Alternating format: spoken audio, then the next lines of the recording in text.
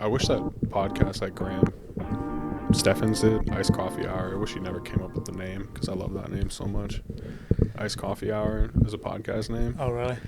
Yeah, always have a couple cups of iced coffee and then they start talking for an hour. There was a filmmakers drinking bourbon podcast Oh, really? back in It excludes me. when the podcast world started, which is actually one of the first podcasts I ever listened to was filmmakers really? drinking bourbon. So Was it local? no, it was. I actually LA maybe? don't even remember where they were based out of. They were based somewhere like in the Midwest, I think. It makes sense for bourbon, right? Texas, maybe. I don't know, something to that effect. But I remember listening to a lot of Wait, their you can't say episodes. Midwest and then put Texas. I know. I'm more thinking like. Midwest is like Ohio. You're right. Chicago. You're right, and it is. I'm trying to think of where they were. Huh. But that was one. Midwest sounds right when I think of bourbon, though.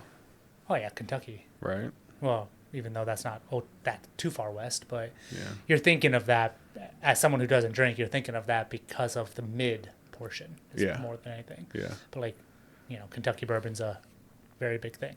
Again, not west, but the mid portion. I can understand why you're associating mid. Are we rolling into it? Yeah, I guess This is so. us?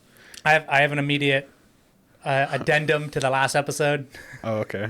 Okay. Yeah. Tell me. The Sykes building. It's not empty. It is. There are, from what I did look at, there was a good amount of vacancies.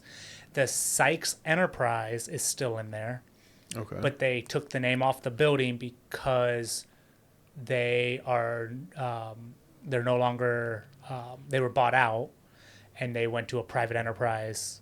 So it's the Riverside Tower, and it's always been called the Riverside Tower. Oh, Fun fact. nobody knew that. Exactly. They've always called it the Sykes building because of the very large name on the side of the building that said Sykes, right? So is it going to say Riverside on the building? I didn't see anything that said Yeah. new branding was underway. It's just they took the Sykes logo off because it was bought out. The Sykes Enterprise was purchased, and part of the agreement was they took on the lease, and it's just going to continue to be what it should always, I guess, is the Riverside Tower.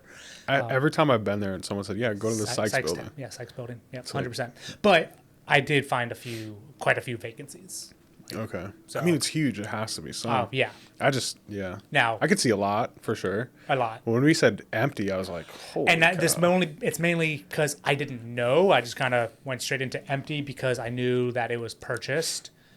I knew that part of it was dissolved, and I think another portion of the company was public and went private. There was a lot of different moving pieces there. I don't even know all the details. And I may have even gotten one of those details wrong that I just got. It's like apocalyptic to think Yeah. of the Sykes building being But empty. it really is kind of weird because you can kind of see where the sign used to be, but. Oh, is it like Sunday? Yeah. So, but yeah, from last episode, it's the Riverside Tower, aka the Sykes building. There's a good amount of vacancies, though. I mean, I very quickly found a handful. Like within, there was like floor 7 had like several spots. Have for you example. seen how small some of the offices are? In there? Yeah. They're like closets. I believe some it. of them are like closets. I I had a meeting with someone, in one, and we were closer together than you and I are now. We were like No, thank knee you. to knee almost. And I was like, No. why would you even rent this? No, thank you. This is a sperm closet. That's pretty rough. All right, do you want to hop into the topics now that we've No. relieved our listeners? Topic one that I had put down is more of me wanting to know your take on it. I have a take that probably doesn't align at all with what yours is, but like, what is professionalism to you? What does professionalism look like? In the workplace, out of the workplace? Like, when do you look at someone and be like, man, that guy's really professional? Or, man, Or act? Because, I mean, like... It's kind of both. It is both to an extent. I mean, people... Because you can look at someone and be like, they're just a tool. They're trying to look professional. But you got to have it all. Yeah. It can't be on you. It's got to be in you. Yeah. I like how you're saying that, and I'm, in a t-shirt on this episode. So, We're going button ups now. I rolled in with a comfortable shirt on this one, you know. Okay. You look good though. Thanks, I appreciate that. You're welcome. Professionalism. I define professionalism as an individual who respects one another's time, thoughts, opinions, and provides professional courtesy to one another, right? Mm-hmm. So, you know, it's kind of more just came on the top of my head there, but I think that's honestly where I would kind of lean, is like someone who's respectful of their time. I mean, we just before this episode, we're talking about someone who is not respectful of our time, both of us collectively. Yeah. And that's a knock on professionalism for me. Like, okay, you know, my time is, you know, if you put a dollar value, may not be as valuable as someone else's, like dollar to dollar, but that doesn't change the fact that my time is valuable. Yeah. And their time is valuable. Some people put a quantitative number behind their time, you know, $500 an hour, $1,000 an hour. That's fine. I do to an extent, but not like to some extremes that other people do. I actually was just listening to a podcast that... Who? Please be who I'm thinking of. It was... I can tell you right now because I was just finishing one of the episodes the other day. He said $5,000 an hour was his time. The guy that I listen to smokes that. Really? And he's from here. He's from Tampa. Really? Myron Golden. $1 million an hour. See, to me, that's just not realistic. I mean, like, that's just... You just need one. That's just not realistic. I mean, it is just that simple. It's not realistic. I'm sorry, but... You know what his reasoning was, though? Which I thought that... See... And 100%. I'm looking for the name of this guy. I'm just trying to fill the air while you're looking. So his reasoning for doing $1 million was he started at 1,000. You know, you start somewhere. Started at 100. Yeah, that makes sense. For a consultation. Then you get to 1,000, 5,000, 10,000. And eventually he got to the point where he said, I don't want anyone to be able to buy my time. Now I understand why they need to buy my time. Because they need the consultation. They need the information I have. He was pricing them out? He was pricing them out because he didn't want people to, but then they would keep coming and buying. And it's like, so that's it's like what literally off air we talked about, like better prospects, right? Yep. And his whole thing was like, well, let's just keep pricing these people out. That he's like, my time's my time. If you can't just buy it, even though there's a price on it. It's kind of a weird philosophy, but so he went up to $500,000 and someone paid for it. And he's like, man, I don't want you to be able to pay for it. An hour. And then went to $1 million, and someone paid for it. And he's like, "Where do I go from here?" Because where do you go from there? I mean, like, keep buying it. I don't understand how you continue down that rabbit hole. Like, that's just not, to me, that's not viable. No, it's Naval Podcast. Naval, I actually owe you. Text that to me later. Yeah. I actually owe you one of his episodes. It's I found it on YouTube. Just, I don't know, got recommended to me, and funny enough, the thumbnail actually caught my attention when it was recommended to me, and then the thumbnail was like interesting, and then it literally said Naval Podcast, and I was like, interesting, and then I read the subtitle, and I was like, interesting, and I had like 50 minutes to drive to set, and the episode was like 47 minutes, and I was like, clicked, and the stars aligned on it YouTube. Really did, and I then loved it. The algorithms. I've listened to like 5 of his since. It works, but like one that of them was insanely good. I'll send it to you. But he was at, he's saying $5,000 an hour, and I mean, adamant that he will not do anything for a penny less. $1 million an hour is a little BS-y to me, if you ask me. Like that, I certainly believe the $5,000 an hour over the $1 million an hour. Like, come on. Yeah, well, it's like, I mean, I don't know the guy. Clickbait. But it's like, if you just get it once, then that's your new rate. Correct. Right? So if there's like some Saudi prince out there just like, oh, he's $1 million? Sure, I'll pay that. Yeah. You know, it's nothing to me. Yep. Then he goes on, and that's like the best PR you can have. Correct. Like, I'm so good, my hourly's $1 million. Yeah. And then people are like, whoa, you must be a genius. Yeah. And he I guess probably is. I mean, he's definitely a wealthy kind of have to be entrepreneur to an extent, right? Yeah. But yeah, so that's one element is time. It's respectful professionalism to me. It automatically starts with time, right? And just because we might have different dollar values to our time, that doesn't mean our time is not valuable to each other. Yeah. If you're going to talk to me, if I'm going to talk to you, we should be respectful of our time to one another.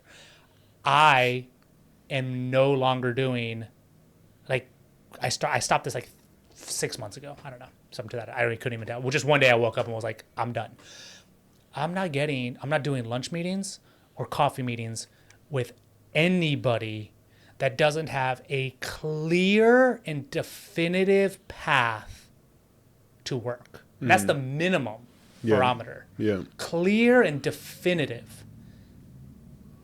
Hey, we're talking about this job that has this budget, that I need these services, and you're the front runner, or you're one of two. Yeah. Can we get coffee and talk through some of the logistics? Clear and definitive path to work. That's the starting barometer. From there, I'll get lunch or coffee with you, or go get a drink or dinner. Depends on, obviously the person, the scale. Is it an agency? Is it a client? Is it a colleague? Is it a peer? Whatever, right? But like, I've had a few people in the last month or two be like, "Hey, let's go get coffee," and I'm like, "No." Yeah. If you like, I agree. Can we talk on the phone for 10 minutes? I understand they're trying to network, but show me you've got a stake in the game first. Exactly. Yeah. I need something. Yeah. I got lunch with a client 2 weeks ago that we did a job in December for them. Mm-hmm. We have a deal coming up with them, a production coming up with them in February, and we have another one in April tentatively planned. Yeah. And they asked, "Hey, can we go, hey, let's do lunch. I really want to bounce some creative ideas off of you." No brainer. Couldn't say yes fast enough. It takes me out of the office. Yes, I have to drive there. Yes, that's lost time in some extent. But there's, again, the professionalism starts with time. From there, it just trickles down to respect for my opinion versus your opinion. Respect on collaboration. Just because my idea or line of thinking doesn't align with yours creatively, logistically, doesn't mean we can't move forward in the conversation. Yeah. But let's be professional about it. These are all the like pieces that to me scream professionalism and how I view professionalism. I really work on being a valuable member to the conversation, valuable member to someone else's time, telling them if I can't help them. I quite literally got a phone call this morning, look at my phone, and calls coming in from San Francisco, California. Okay, I answer because I have to. It's my company, like, of course, business. Yeah. 5 minutes. That's all the conversation took. I could not help him. He was looking for very specific gear in the area that we don't own. And I gave him a recommendation to a place that I think could have it. And I even told him, I don't know. I really don't know if they have it, but if I had to guess, they would be the ones who either have it or know where to get it. Yeah. 4 minutes. Professional courtesies. It was like 4 minute conversation. If that. I mean, it might have even been 3 minutes. I don't know. But I'm not gonna milk the conversation for anything else. His time is valuable. I cannot help him. I led him in a direction. He was grateful. Yeah, and you could have wasted everyone's time and be like, well, what about, you like this lens? We also have this. And it's like, yeah, I like it. No, I'm not going to rent it. Like, okay, there goes 10 minutes. Yeah. Oh, is there anything else I can help you with? No. And you can just tell. He had a goal. He was looking for these two things. It was literally two things, neither of which we have. Very specific ask. Yeah. When someone's calling for something very specific, it's because they're looking for that specific item. I'm not going to try to undersell him on a hard shift left gear wise. He's asking for that for a reason. Hey, my man, I don't have it. This place might. Your time is valuable. So is mine. I don't need to be on the phone any longer than I need to, so I can go do something else. Yeah. That's a good point.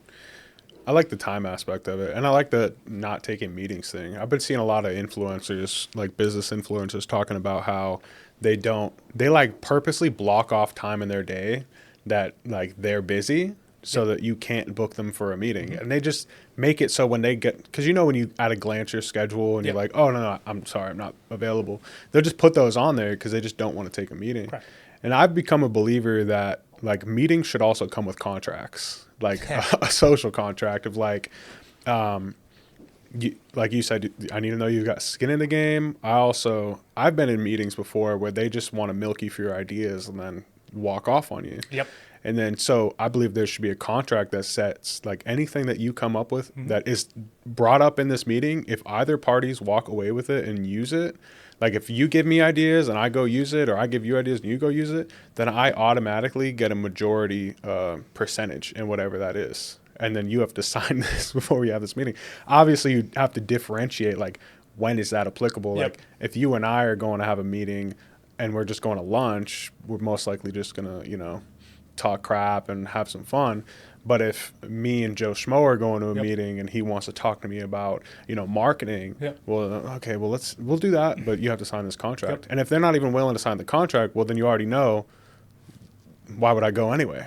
Like, you don't care enough to just sign a piece of paper. And it's not me taking your rights or anything like that, or like me like openly claiming ownership of your stuff. It's me owning my stuff, my ideas. Yeah. And then I've been to meetings before where people they're late, and it's like, bro, you wasted 15 minutes of mine. Well, this is getting cut 15 minutes short now. And if you feel like you don't get what you wanted to get out of it, sorry, you didn't show up on time. I got things to do. That's happened to me. Yeah. It happened to me just a few weeks ago. Someone showed up to a meeting on a call 10 minutes late. I had a firm out. We had a 50-minute meeting that, quite frankly, needed to be 60, 65 minutes. We needed that full time. And I had to go. And I apologized. And I had to go. That was it. That was the end of it. Bye. Everything still worked out, but it would have been nice for that extra 10 minutes to have it. Yeah. And on the flip side, I've done it. And I've done it to people, and I feel immensely guilty, right? Obviously, I don't think I do it anymore, and if I do, it's maybe a minute, which that doesn't necessarily justify it being okay. However, it's better than 10, 15, 20, right? But yeah, I mean, just getting ghosted on that call, you and I both had it. It was a client of ours, and like, just wait another 5 minutes. It was 20 minutes. And then you're like, no more waiting. 15 or 20? I mean, regardless. I mean, something like that. I mean, it was done, and we got ghosted, and they apologized later, but we're just like, okay. I mean, that screams volume to valuing our time, that they missed the meeting, and then we found out that they knowingly missed the meeting. Yeah. That was kind of the dagger. It's like, oh, you missed the meeting because they said it. And that's not fair. That's not fair to all parties. I mean, I think I'm a firm believer that if you're going to take someone's time, like, be respectful of it. That to me is a massive barometer of professionalism. Yeah. Being 2, 3, 4, 5 minutes late, we're all human. It happens. No big deal. But still be of the understanding that everyone's time is valuable. So if you're 5 minutes late, understand that the meeting's likely going to be 5 minutes shorter because you were 5 minutes late. You're not going to recoup that time later. Yeah. If it was a 30-minute meeting and you're 5 minutes late, it's now 25 minutes. Squeeze it all in, move on with your day. No big deal, no harm, no foul. We're human. We're allowed to be late. Yeah. Within reason. But just know that you're not going to gain that time because you started it. Yeah. Even with working with people in particular. So I work with a lot of artists, and we do a lot of stuff at night. And then I've noticed that our best content we've made for Mix One is with the people who came in and were professional, who showed up on time. And that's like such a small amount of people that come and do that, because we're working with artists who stay up late and they're doing things or whatever. And like, we're set to start production at 6, and the first person doesn't get there till 7. And even though you're scheduled at 6, they're like a whole hour off. And you can almost guarantee that what you're going to get out of them isn't going to be good. Yeah. And it's not going to serve like the content well, whatever. But then we had someone like Charleston White, who's the craziest guy. We didn't expect him to show up on time. We thought he was an absolute like psychopath. He came in early, like not too early, because that's also a problem. He came in 5 minutes early, took that 5 minutes to say, hey, is there anything I need to know before we get started? He said, I'm going to turn the character on once you hit rolling on the cameras. And then we hit record, character comes on, he turns into a psychopath, we finish, back to professional. He's like, all right, I don't want to keep you for much longer. What time do I have? Oh, we've got 20 more minutes. Like, we've kind of finished early. Okay, is there anything else you want me to do? Do you want me to do promos? Do you want me to do this? I'm like, yes. Like, you are the definition of professional, where he doesn't look it. Like, he looks like a crazy person. Yep.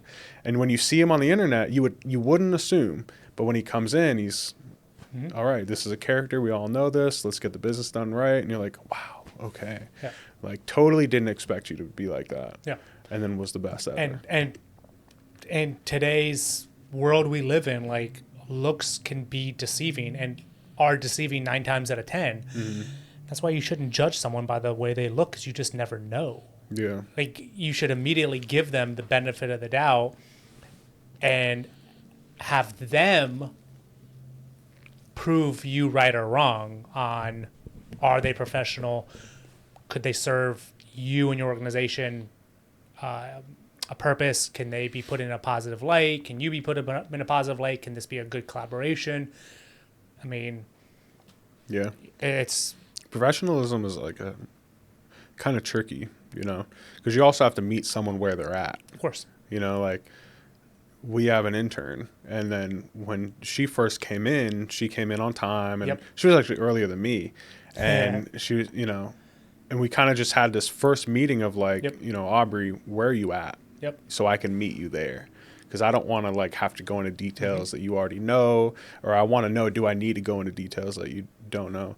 And even that, like, you know, someone who's a new professional in the industry, who's like, not even a professional, because you're not getting paid yet. No, and she's still in school, so she's not fully in the field. She's doing more classwork than anything. Yeah, but showing that aspect of like, I'm going to come in on time, I'm going to tell you where I'm at, and all that sort of stuff, and not shy away from it. It's like, okay, you can be a professional, and you're going to get there when you're supposed to get there. Yeah, and she's been great. A lot of our interns have just overall been great. We've had one not so great intern a few years ago. It is what it is. But outside of that, I mean, we've had a lot of success, because part of it is we vet them. Mm-hmm. They have to interview to be accepted to be an intern. It's not like you can just be like, I want to be your intern. Yeah. And we have... Well, if you want to work for Mix One, you can. Yeah. Well, but if you want to work for Two Stories, you got to get vetted. Yeah. I'm gonna vet our interns. I'll take anyone off the street. We have a document that's signed. We ensure that we're all on the same page. Here's a lot of the things you're going to learn. Here's a lot of the productions you're going to be on. Does this all sound good? Yes, no, yes, no. We get a lot of yeses, as you can imagine. Yeah. And we sign and we move on with our day, and we find a lot of success in that. We always want to ensure that they're asking questions, and I tell them, and I told Aubrey the same thing. I told all of our past interns the same thing. I want you to ask questions, but you need to understand the appropriate time to ask questions. Mm-hmm. Because asking a question when we're all running around with our heads cut off trying to put out a fire or prep for something that needs to start in 3 minutes is not the right time. But when we're available an hour later and we're breaking down, or we're waiting for the set to be turned around, or for the next interview to commence, that is a perfect time to ask any and all questions. And they tend to get that very quickly, because they're shy at first, so they don't, and then they realize, oh, this is what they meant by not the right time. Fast forward an hour later, this is the right time. I mean, we finished with American Heart in the studio, and I told Aubrey that I was going to do DIT, and I was like, come ask her questions. Went into my office, I was doing DIT, organizing all the footage, and she hit me with like 5 questions while I was uploading footage to the server for our editor to start getting dailies out. And we were having a side conversation while everything's, going on my side screen. I'd look, okay, that just transferred. Answer. start the next one, answer. And that was a perfect time to have that conversation because it was super fresh in her mind. And everyone's time, goes back to that, was being honored appropriately. Hers and mine and the clients, quite frankly. Speaking of time, you're out of time. You got to get going. You got to go to soccer practice with the boy. I had a 10-minute window. You have a 10-minute window? I got 10 minutes. Do you want to use it? Yeah, let's do it. So okay, so we'll bounce off of professionalism and see if we can just tap into something that we might have to get into later. The the rise of vertical content in social media. I obviously was pushing for us to really do this. Yes. And to get way more involved in vertical content. And we have, and even in like previous podcasts and podcasts you've been featured on, you've talked about how like in 2022 it was a small percentage, but then in 2023 we kind of pivoted and did more of it. I wouldn't say pivot because we still do significant amount of horizontal. I would just slightly just put more attention on it. Yes, okay, thank you. But we put more attention to it. Yes, sort of yes. But now I think the general consensus is that no one knows where vertical content should go right now and that it all looks the same. Yes. And my take on it is that it's just too new, that it hasn't had the time to develop to become anything yet. So we're being very judgmental and crucial on it. But really, to me, it's an opening in the marketplace of now it's a race to who can figure out how to really make this good, not the same. And then I'm kind of stuck on like, when does it become cinematic and when will the audience be receptive to it? Because you can make something cinematic. There are people who are making cinematic vertical content, but the audience isn't ready for it. So when does that happen? What is your take on it? And you've been making horizontal content for a long time. You started as a cinematographer, went to school for it, and your whole foundation was horizontal. Correct. And you weren't even calling it content then. No. Content's a new word too. So you got to watch that develop and become more cinematic over time. What's your take on vertical content and the nuances of it? So I personally think that vertical content is here to stay for the foreseeable future. And I think it is something that if you are not at least embracing it, you're going to be left behind as a company. Now, if you are a freelance cinematographer, if you're a freelance DP, even like high scale agencies, they don't need to touch vertical if they don't want to. Because, I think so. Because there's going to continue to be a market for horizontal content, horizontal collateral, whatever term you want to use, right? Mm-hmm. I mean, there's some insanely skilled director of photographies in our area, Southeast United States, the whole United States, right? Like world, there's significant amount of just absolutely insanely talented cinematographers and DPs that don't need to touch vertical if they don't want to. If they have no desire to do it, they don't need to. Mm-hmm. Outside of that, if you are a company, if you are a production company, you're going to be, in my opinion, you're going to be left behind if you don't touch vertical. Mm-hmm. Because we're being asked for it. I know other companies are being asked for it. I know even individuals are being asked for it. But as an individual, it's easier to be like, I don't do that. Right. I'm a cinematographer. I do commercial cinematography. I do sports, sport profiles, E60s. I do movies. I do documentaries that are horizontal only, horizontal or bust. That's fine. But us as a production company, if we do not touch vertical, we will be left behind without a shadow of a doubt. I mean, we are currently in production on 2 documentaries, horizontal. We've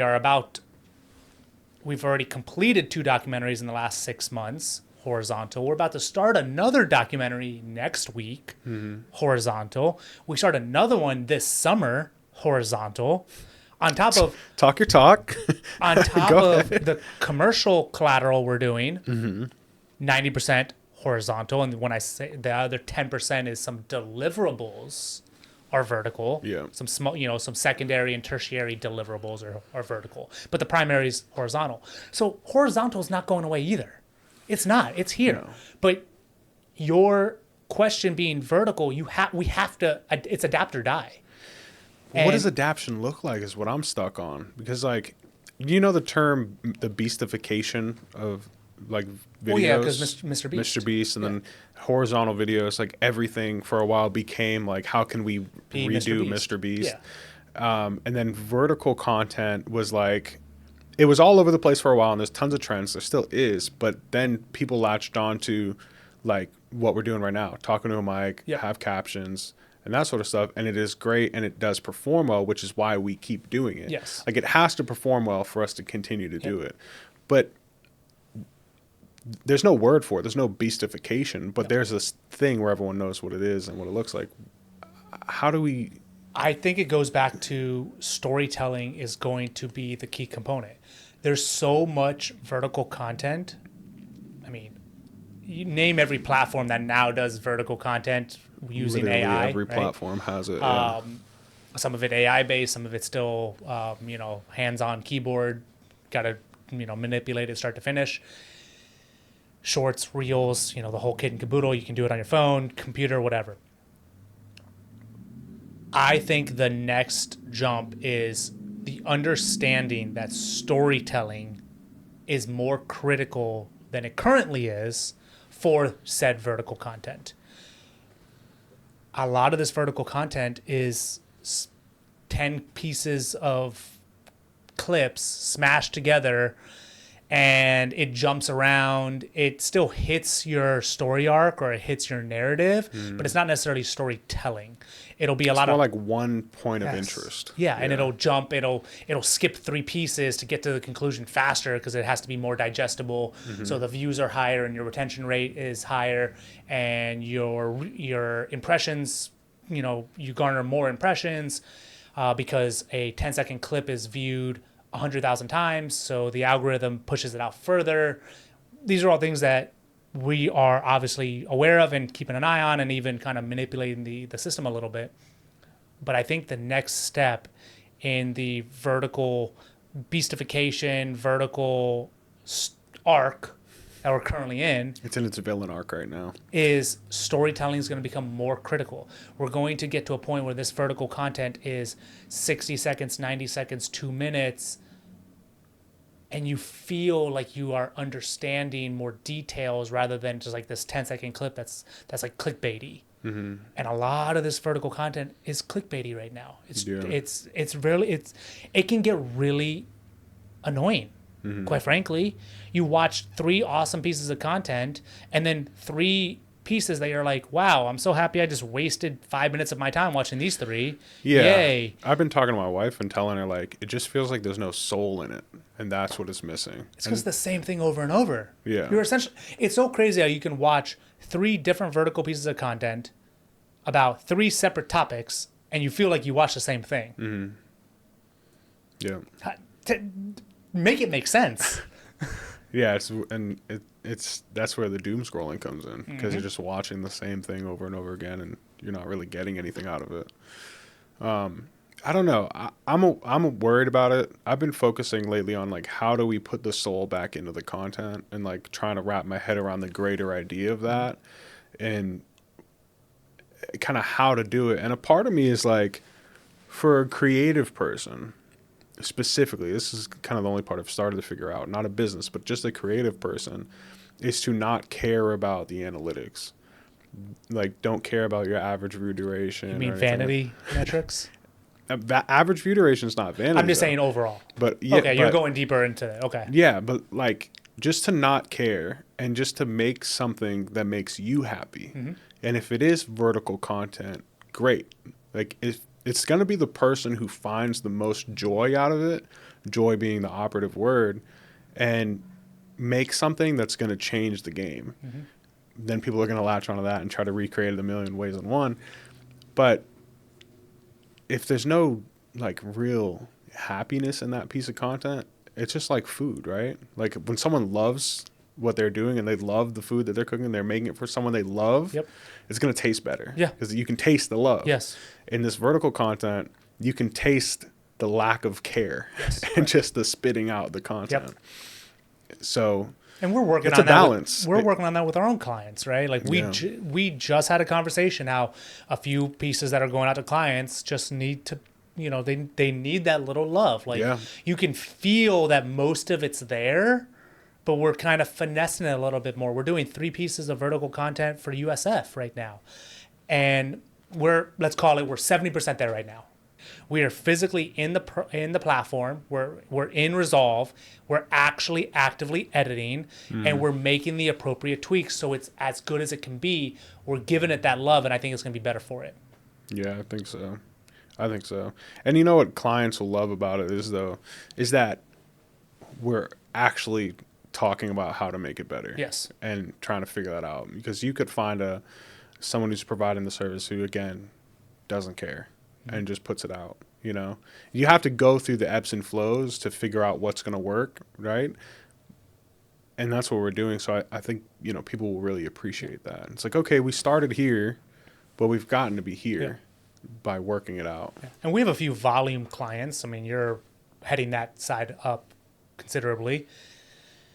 And we're putting out volume. We're putting out a lot of content, but we're just paying attention to making sure there's no spelling errors, making sure that names are spelled correctly. I know that's the same thing as spelling errors, but like no grammar issues. Let me rephrase that. We're making sure that there's no grammar issues.